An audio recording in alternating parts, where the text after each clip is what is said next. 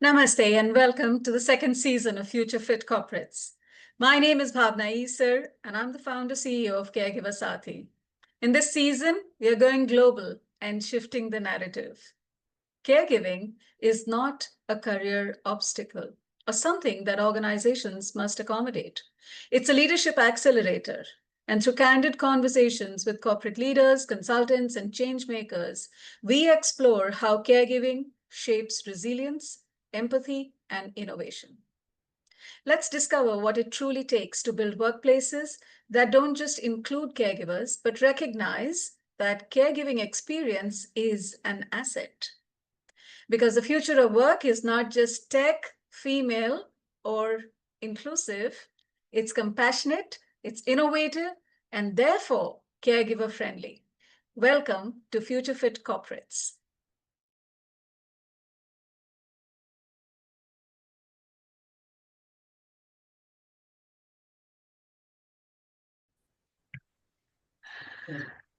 Hi, everyone. Good evening, good morning, greetings of the day, wherever you are. I am absolutely delighted to bring you yet another conversation around our series, our season 2 of Future Fit Corporates.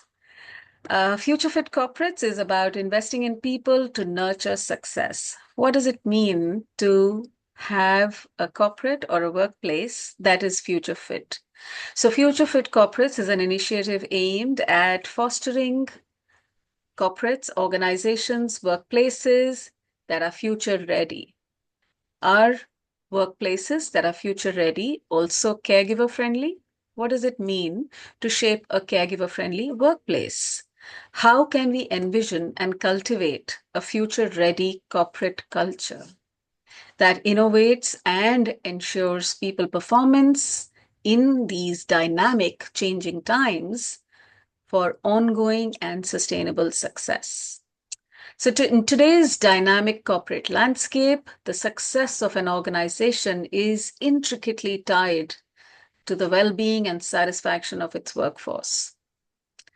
And therefore, it is really important for leaders to think about what does it take to shape and foster a workplace that recognizes employees in their fullness, that also sees that employees are not just instruments of performance, but are also full human beings who have caregiving responsibilities. There are some organizations that are taking some lead in this, and it is my absolute delight today to have with me Ritu Anand, who is the Vice President of Human Resources and Corporate Communications for Terumo India Private Limited.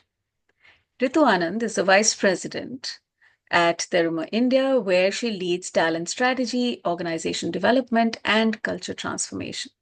She plays a pivotal role in aligning people practices with business goals, while also driving global communication efforts that amplify Terumo's strategic voice across the regions.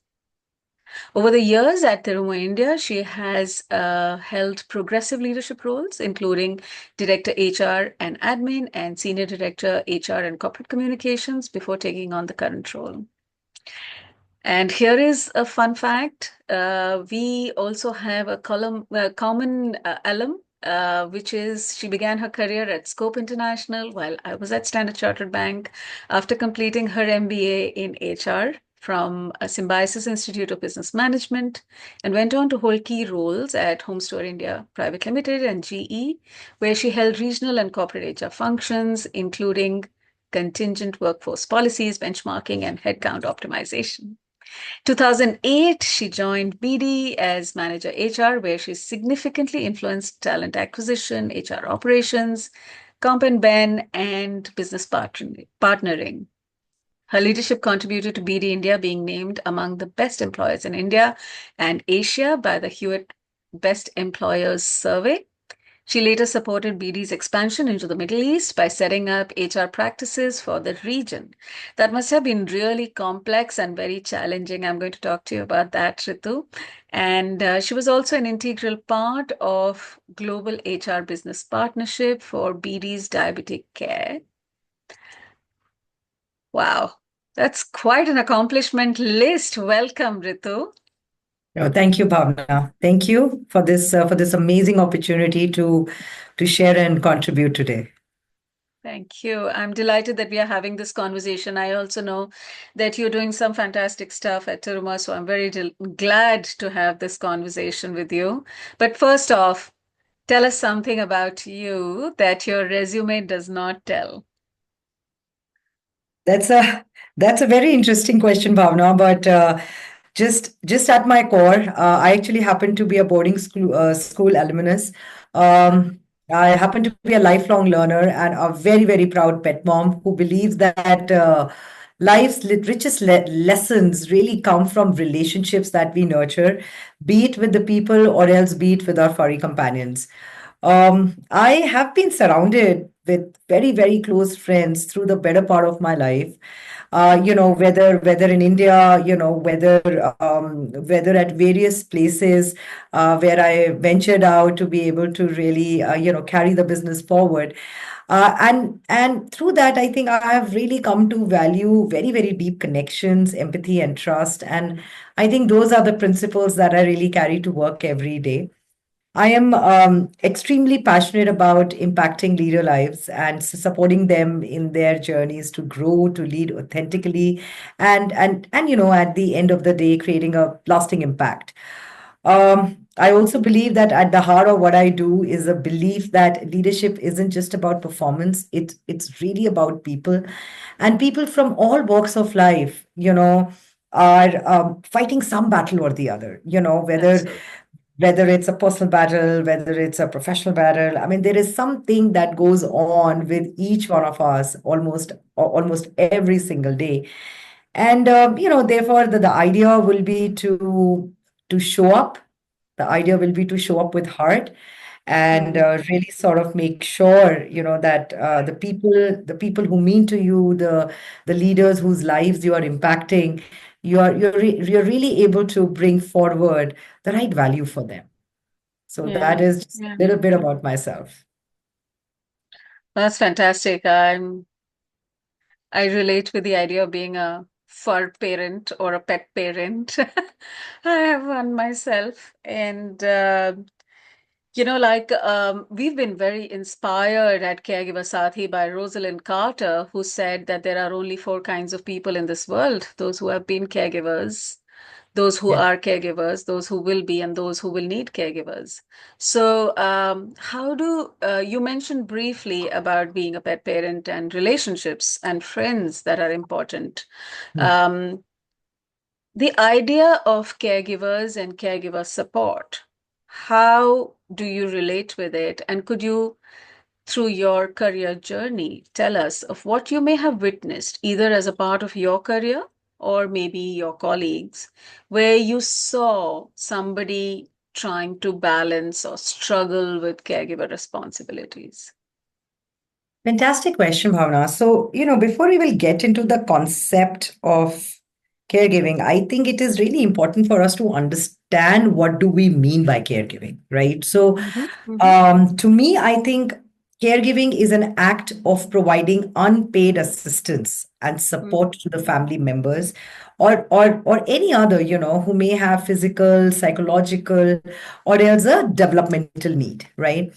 mm-hmm, And when we look at human beings, there is this social question that gets attached to it. So we all are a part of some generation or the other, whether we would relate ourselves to Gen X or millennials or Gen Z or Alpha, and so many other nomenclatures coming forward now. Now, the fact that we are social human beings, what it means for us is that there are many other lives that are attached to us.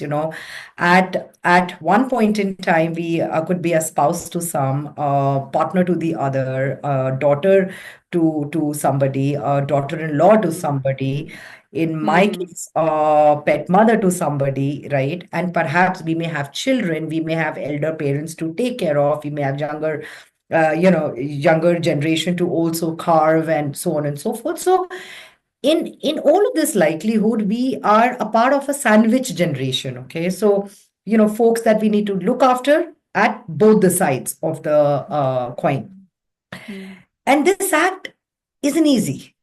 This act is Mm, never easy. Why? Because we are at all points in time of our lives. I would not call it balance because I'm yet to see a person who is able to 100% balance every single responsibility. I think at best, what we can do is integrate. mm, How can I make sure that all the various battles that one is fighting or one is trying to win or one is trying to balance, how can I integrate all of that to be able to advance? Now, whether mm, it's about advancement in your professional career, whether it's about advancement in terms of caring and loving the people whom we really care about or we mm, love. So the journey is never easy. mm, Journey is never easy. And therefore, I think um, for us, especially in the human resources community, I would think that I think this is a profession that comprises of very evolved human beings. mm. It is a profession in which one would need to show up with heart, right? It is something that one would need to come forward and state that, hey, this is an act of kindness. And sometimes let's not attach the return on investment to every single act of kindness, because there are so many intangible benefits, for the lack of a better term, but there are so many intangibles that would come back to serve you good.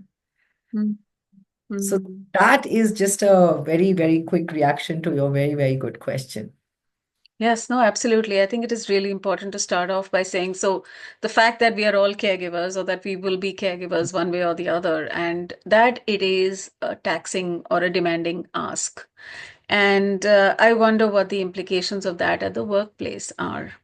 So, Ritu, in your wide HR experience, how have you seen the needs of employees change or evolve? As much as how have you seen different organizations respond to these evolving needs? So, um, so if I'm to give you a perspective about Terumo in India, Mm, um, associate well-being mm, is one of our top priorities. right. And if you are to look at the vision that we are working with, right, at the end Mm, of the day, it's really about health and happiness of our associates. right. Now, driving health and driving happiness, it's not easy, right? So Mm, therefore the idea would always be to seek to understand how can our practices, how can our programs be effective to be able to really take care of the dynamic changing needs of our associates. right. As an organization, care is one of our core values. Mm, Now, care as a concept for us does not stop with parents. It also begins with our own people. mm, Our associates wear many hats, and increasingly that includes being a caregiver, whether it's to the aging parents, whether it's to the children, whether it's to the partners, and for mm, that matter, even pets. mm, And these are the set of responsibilities that don't pause. mm, They never pause, because as and when work begins, these are the set of responsibilities that would go on. And mm, therefore, one of the ways and means for mm, us to be able to recognize that need was when we introduced our associate resource group called Terumo Cares, that recognizes the reality of modern caregiving. mhm, This ARG for us focuses on three pillars. The first being mhm, elder care and partner care, the second being child and pet care, and the third being self care. mm, Now, through various practices and programs that we have. For example, we do have caregiver leave, we have bereavement leave, we have elder care assistant, we have access to counseling. We're ensuring that our associates don't have to choose between their professional aspirations along with their personal responsibilities. The idea is, how can we make it work? How can we integrate life in a manner that our associates are happy and healthy in that mm, way? Because mm. health is not just about physical health. Health is That's about right. personal health, it's about mental health, it's about financial health. There are so many various means of calling health or well-being, That's right? true. And therefore, our idea will be to first recognize that Hmm. caregiving could be perhaps one of the most ignored elements or segments of diversity. I Mm-hmm. mean, if you are to look at the global context, one would look at diversity from various lenses, right? So you would look at gender, you would look at people of color, and so on and so forth. But Mm-hmm. it's only after COVID, which was a black swan event, and so on and so forth. It's only after COVID, a lot many of these aspects came to the forefront, including and not limited to That's true. caregiving, Yeah, because that's that so true. was the biggest challenge that I believe that mankind had faced, Yeah, right? And I yeah, no. think that was quite a wake-up call for so Hmm. many of us across the globe, and especially Yeah. for the women folks who somewhere um, who recognize the concept of caregiving. And in fact, across markets, it's always the gender who is seen as the primary home taker or homemaker, so on and so forth, right? But to me, the concept of caregiving does not just rest with the female colleagues. A caregiving concept resonates as much to the male associates as much to the female associates, right? And therefore, if you would look at our policy architecture, the Mm-hmm. idea is to recognize that. The idea is to drive equity, right? Mm. And therefore, when you're looking at equity, you have to look at all your practices, all your programs to say that, hey, if you're providing a particular benefit, does that benefit stand true for our male associates as well? And Mm. in our case, it has always been that. How do we make sure, that we are able to really carry our familial culture forward? Such a great point. Give me an example of a policy that you think is, unconventional or different, or that you may have, like you feel that, oh, here we are making a little dent uh, in the policy design. Oh, very interesting. So if I can call out just maybe one of the Mm-hmm. practices that we have, and I would not Mm-hmm. necessarily call it a policy, but a practice that we have is our Mental Health Matters Day. Mm. So, to be able to take our mental well-being efforts forward, we do have counseling services. We do have many other practices and programs allowing our associates to feel good at work, right? And generally to feel good at life. But one such practice for us is Mental Health Matters Day, in which Mm-hmm. we would give half a day to our Mm. associates to really take the time off and get involved into an activity that would make them feel good. Now, for example, for me, that activity could be spending time with Prince Poppy Anand, because I happen to be a proud pet mother. For somebody else, it could be perhaps going to a great coffee shop and reading a book. For somebody else, it just could be, playing with children or spending time with grandparents or spending time with their friends, parents, spouses, partners, so on and so forth. I I I believe that giving such options to our associates really also talks about the commitment that the organization has towards its people. For So sure, half for a sure. day every quarter, our associates spend time doing what they feel like doing, and that, to me, that's mental well-being, because you're giving the time back to somebody to be able to spend on something that they may adore or they may love. Yeah, no, it's so important. So important to replenish ourselves fully, right, for who we are and what we like to do, and what are the policies. I'm just curious, what is the ratio, the gender ratio in your workforce right now, or, what is the ratio of women at Terumo India? Bhavna, approximately 23%.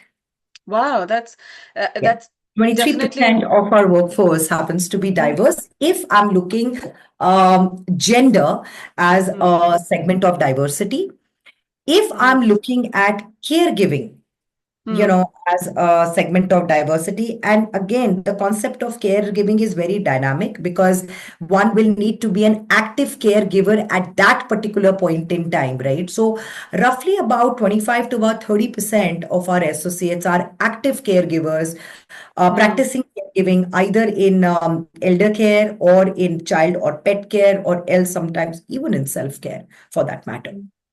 Right, right. Now that's interesting. So what do you mean by self-care? When you say that there are 30% of people involved in self-care, that means they are unwell themselves and therefore they are having to care for themselves? So when I say 25 to 30% under the caregiving segment of diversity, we are covering all the three pillars that we have, right? Right, So right. roughly 25 to 30% of our associates could be either supporting elder care or pet care, could Hmm, either be supporting child or pet care, or hmm, be practicing self-care. So hmm, the 25 to 30% comprises of all the three buckets put together. right, right. What are the implications of the fact that 30% of your workforce has some kind of caregiving responsibilities? What are the implications for the managers and the leaders? So I think so implication is a very, very good word that you're using. And I may just take just some time to be able to answer this for you. I think the first implication is the fact that there is recognition of the fact that this individual who is supporting me or is in my team has a caregiving responsibility as well. That's That right. recognition leads to the fact that empathy as a skill or a muscle needs to be really coming forward in a very forthright way, right? That is so true. We at Terumo India, we have cultivated a holistic well-being ecosystem that truly embodies our spirit of being powered by people, Right. right? And whether it's through flexible work practices, which is our hybrid work model, in which we really place a lot of trust in our associates, offering them autonomy to balance their professional and personal lives effectively. Whether it's about the importance of mental health, right? Mhm. Mhm. Um, I do believe that for our managers, these are all the implications. The fact that one will need to be understanding of another human being. The For fact that sure. there has to be recognition that this is a battle that somebody is trying to fight, right? Mm, The fact mm, that one would need to be empathetic towards mm, the situation.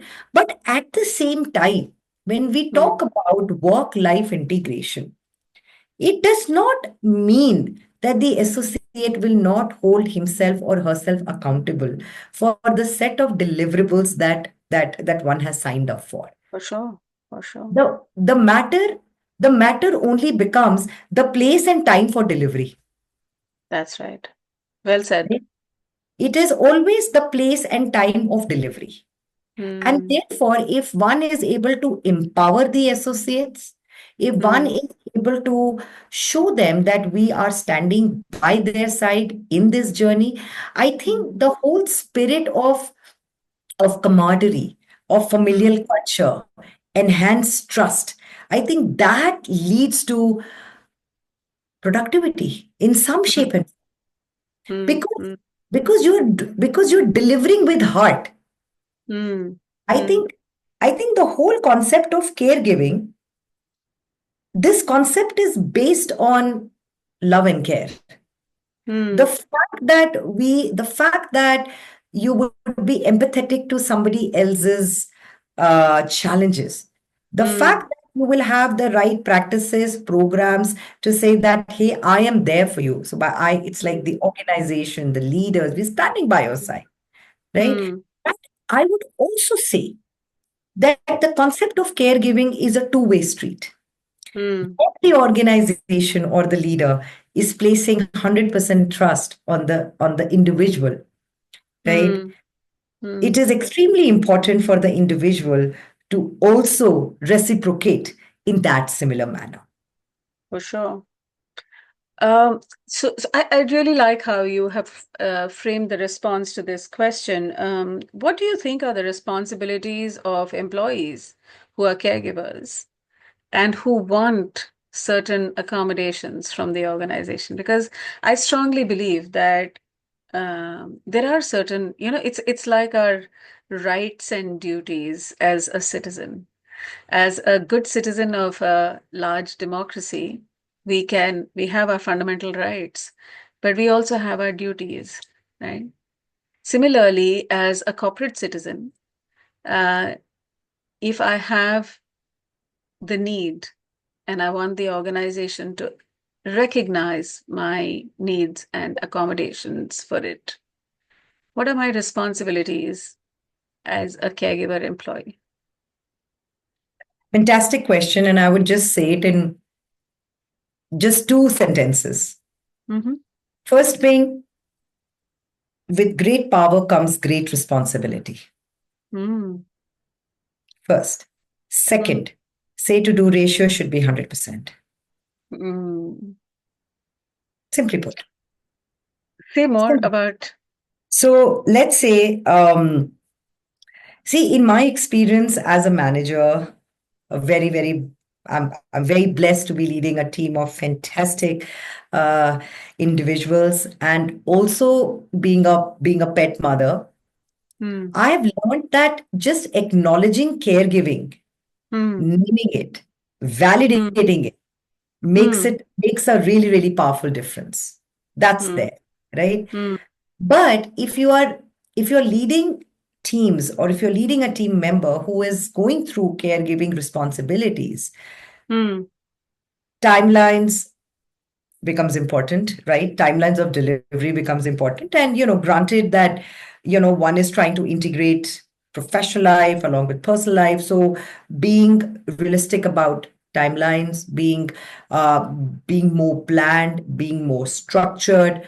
I think those are some of the aspects which become even more important during that time, right? So as long as one can really keep the say to do ratio to 100%, to say, hey, I will commit to what I have stated, right? I think as long I, as that takes place, I think we are solid. Ritu, I totally love your say to do ratio line. I'm going to so use this. It's, I hope it is not copyrighted, but a good one, very nice one. What I'd like, you worked across organizations and you worked across geographies, and I would think that there are cultural nuances, and not just across organizations, but also across geographies. So, if you were talking to a CFO or a CEO or even, HR folks in other organizations, how would you make a compelling business case for supporting employees who are caregivers? So for me, I think it would always go back to two things. Mm-hmm. I think point number one is the organizational values. What do we Mm-hmm. stand for? Mm-hmm. In our case, our core values govern us. And two of the most important core values, so we do have five core values, but if I'm to talk about the two, it's respect and care. Mm-hmm. So my idea will be to first talk about what do we stand for? What are our values, right? That is Mm-hmm. point number. Mm-hmm. Number two is, what's your people vision? Mm-hmm.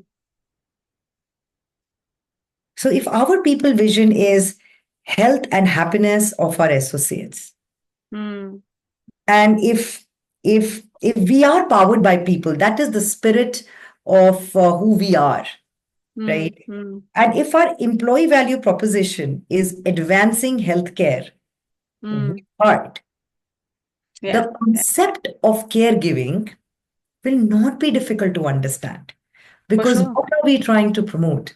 We are Yeah. trying to promote humanistic people practices. That's right. We are trying to promote in this element of D&I, we are trying to promote that, hey, our associates should bring their whole selves to work. Hmm. How do you define a whole self at Hmm. the end of the day? I'm Yeah. sure, different researchers will have different perspectives about it, and I just maybe being very naive here. I think just bringing your whole self to work means that, I will bring my personal and my professional life together. My intention will be to integrate. I cannot just leave my personal battles back at home when I am coming to work. So in this entire realm of who do you stand for? What are your values? What's your people vision? What's your people spirit? What's your employee value proposition? I think bringing all of this together, right, in this entire concept of building, nurturing, flourishing a humanistic workplace, the concept of caregiving falls right at the center. So well And said. Uh, that is yeah, but what my pitch yeah. will be to the CEO and the CFO. Yeah, no, absolutely. I like your passion around the subject. I totally love it. And I like how you are articulating it as well. And I'm just going to play the devil's advocate over here because you know that I I think about it adequately, passionately myself, but just being the devil's advocate, right? And saying that what if the CEO and the CFO were to say, uh, you know, I too much cost. I don't see the benefit as yet. Yeah. And let's say this is not a Terumo-like organization that has such clearly directed values and employee position. Let's say we're talking to a group of HR people where they're talking to different types of businesses and they're talking to different types of organizations, and yet have to make a case for some investment, some spending, some accommodations. Because even if you give flexibility at work, even if you give the half day off, even if you give parental leave to both men and women, there is a cost to the organization, right? So, how do you bring it all together so that it is seen like a worthwhile investment? So I think, Bhavna, I think for me, it's Mm. about, again, it's about what matters to you. The Mhm. idea cannot be that on day one, we will go forward with 10 practices, 50 policies, 100 programs. That's not the idea. Mm. The idea is first thing first, Mm. how much do you know about the dynamic and the changing needs of your associates? Do Mm. they even need half a day? D- Mm. Do their nature of roles allow them to be in the middle of such practices or programs, right? So I think Mm. the first thing will be recognizing what is it that we should do, what resonates with our associates. That's point number one. Mhm. Point number two is then very carefully selecting and charting what practice, program, or policy will have the maximum impact on our associates. Mm. Absolutely balancing business outcomes. Absolutely Mm. balancing business outcomes. And then as the time will pass, as like year on year, your practices, your programs, your policies, depending upon associate perspective, associate lens, associate feedback, can go from maturity level one to maturity level two to three to four, right? With that, the point that I'm trying to make is the journey may begin. That's right. The journey may Absolutely. begin. Sometimes, Bhavna, what I have seen in my life is sometimes you may not have any practice, policy, or a program supporting caregiving, Totally. right? But it's Yeah. this, it's this, it's this openness and trust in the environment Yeah. Yeah. that can really make a person um, feel valued, for the lack of a better word. Yeah, absolutely. Yeah. Absolutely. And So I like what you're saying, which is that it's okay to start small. It's okay to look at the investment spread over a period of time, but have a longish, drawn program in which you're building year on year, and you move at a pace that doesn't feel like आज ही सारे घर के बदल डालो. You know, you don't have to do absolutely. that. You don't have to do that. Absolutely. See, for me, I think another point that I'd say here is, look, it's very important to educate leaders on this Mm, concept. I mm, mean, for us, the concept of caregiving comes easy because we are HR practitioners. We like to read, we like to understand, right? So it is a concept that is our second nature, right? But perhaps for a business leader, it may not be an everyday concept, right? for sure. And so it becomes even more important for us to educate, to Mm, drive awareness, to mm, again talk about what do we stand for, what are our values, what's our vision, what's our EVP, and most importantly, what is it that the associates also want, again mm, keeping the needs of the business or the needs mm, of the customer at the mm. center of what we do. That's And right. accordingly, I would say, start a journey.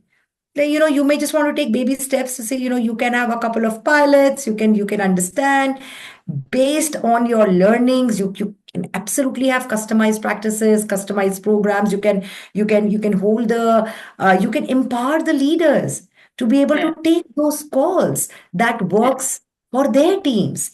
yeah, Perhaps instead of rolling out any enterprise-wide plans, you may just want to start with certain small teams, build it into a pilot, look at the success, measure the engagement, speak to the associates, and then accordingly take it forward. yeah. No, well said. It is a programmatic approach, and it is a commitment over a long period of time, and you kind of build over time, and you take a large number of people along with you, take the feedback, take the impact, tweak, and change like any good change management program. So, very well articulated, Ritu. I really appreciate that. Um, So ah, if I'm to give you just an example, Terumo Cares, which is our caregiving ARG, that's our second ARG.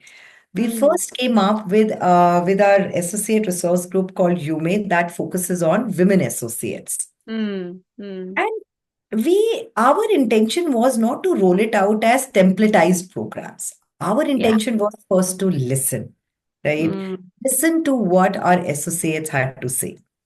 The mm, ideas that came from them absolutely came from within. It was mm, their real stories, it was lived experiences, it was honest conversation. And I think all of that, frankly, led us to also partner with you, Bhavna, which, to be able to really convert some of the sentiments that we had, mm. regarding this particular perspective and kind of translate it into meaningful actions. Yeah, yeah. No, I think it is really important, and it is really tricky also for leaders like you to kind of help educate business leaders and to help integrate some of these perspectives and these practices because you cannot use a transactional lens. You have to say that we are shaping a culture or we are shaping an organization that is sustainable, that's going to take time. And in order for us to do something or leave an impact, it will need to be a journey of a certain kind and it cannot be measured always in immediate returns. So I really like how you have articulated all of this. And I think that we can have a fantastic long conversation and maybe you can give some more insights. But I'm going to take a step now and tell you that if you were to imagine an ideal or an exciting workplace that integrates the whole person, right? Not your organization, but let's say you're a thought leader in people practices and you're saying, I'm imagining a workplace that works for all types of talent, irrespective of their gender, irrespective of the community that they come from, minority or majority. Um, what's your vision for a thriving, innovative, and resilient workplace?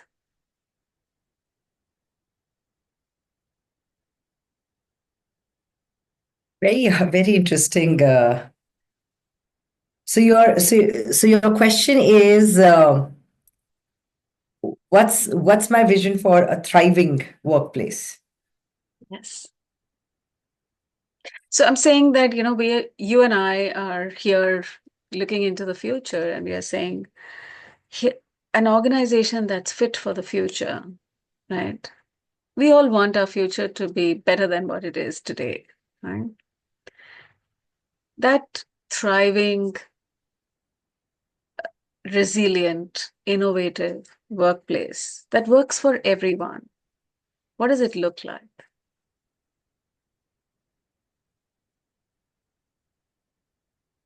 I think some terms that would, or some words that would come to my mind is energy, Mm-hmm, creativity, because mm-hmm, the shape and form in which the outside environment is changing in such a dynamic manner, it would need us every single day to come forward with novel solutions, and for that creativity is important. And creativity, for creativity to be there, mm-hmm. health and happiness needs to be there, because that is the very birthplace of creativity, That is you true. know.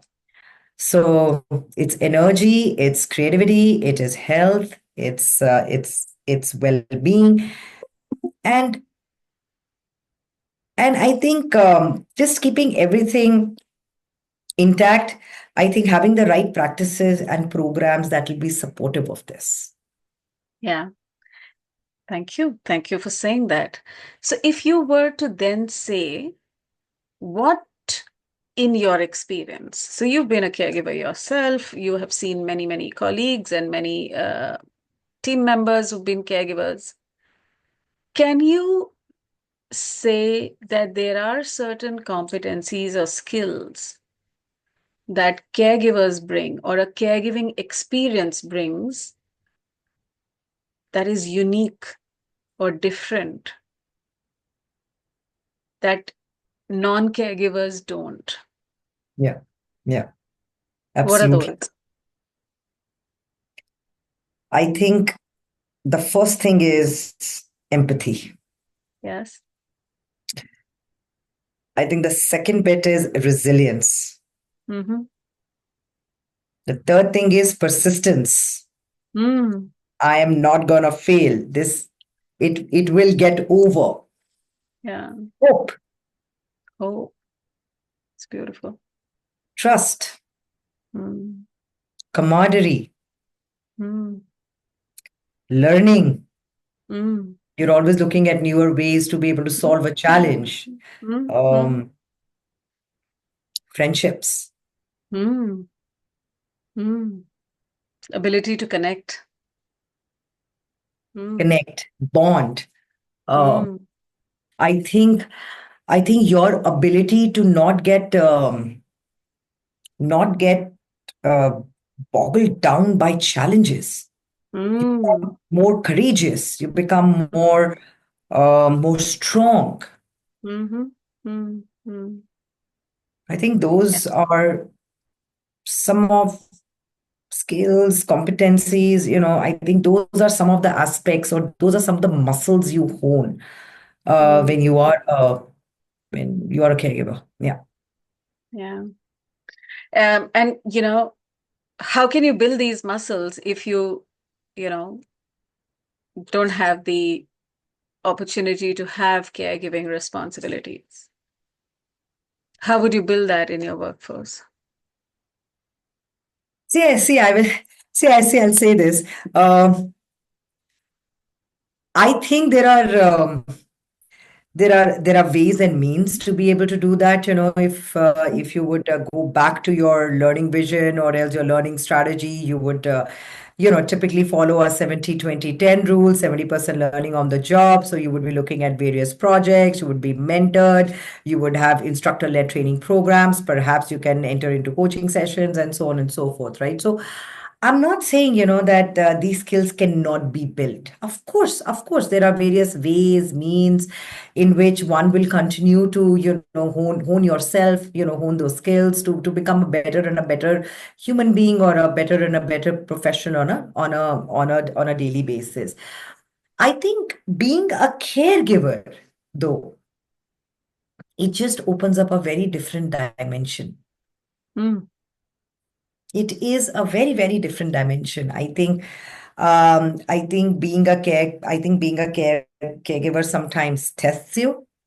mm, There are those moments when you feel extremely bogged down or let down. mhm, There are big moments of hope that you're like, all right, if everything is getting better, it will, right? So I think it's in I think it's in those crucible moments, if I may, mm.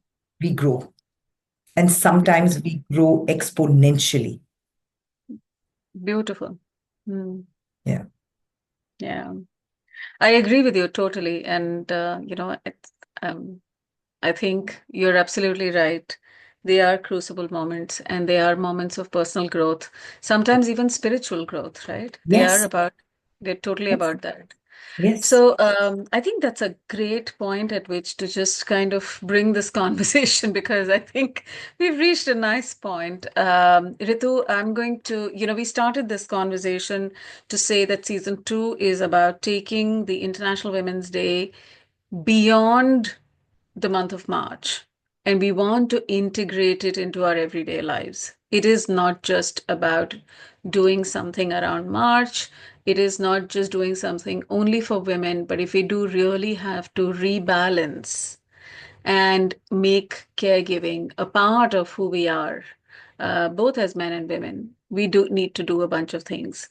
This year's International Women's Day 2025 theme is hashtag accelerate action. And I have a rapid fire for all my guests. So I'm going to ask you 5 questions and just respond to it like what comes to your mind. Yeah? Okay, I'll try, Bhavna. Okay. I don't have a hamper for you at the end of this, but we still have a rapid fire. Lovely. Okay. What does accelerate action mean to you? Meaningful and purposeful action. All right. There is a call to take bold, to say yes to bold opportunities. Yeah. There's a call to all women to say yes to a bold opportunity. What bold opportunity will you say yes to this year?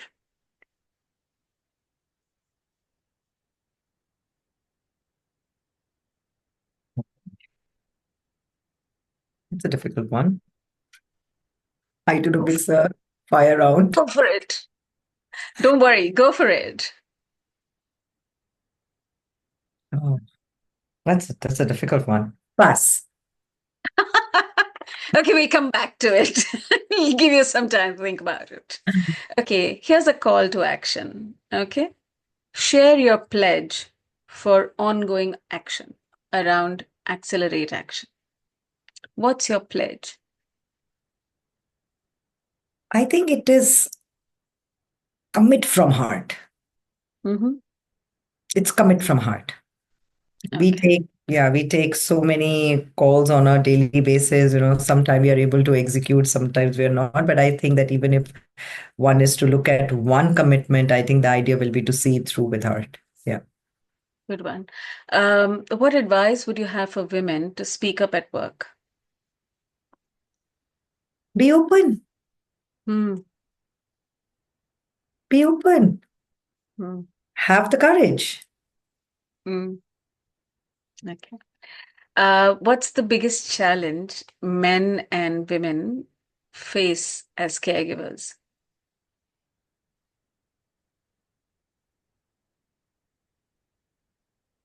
fact that folks may not understand. Is it true for men and is it same for men and women?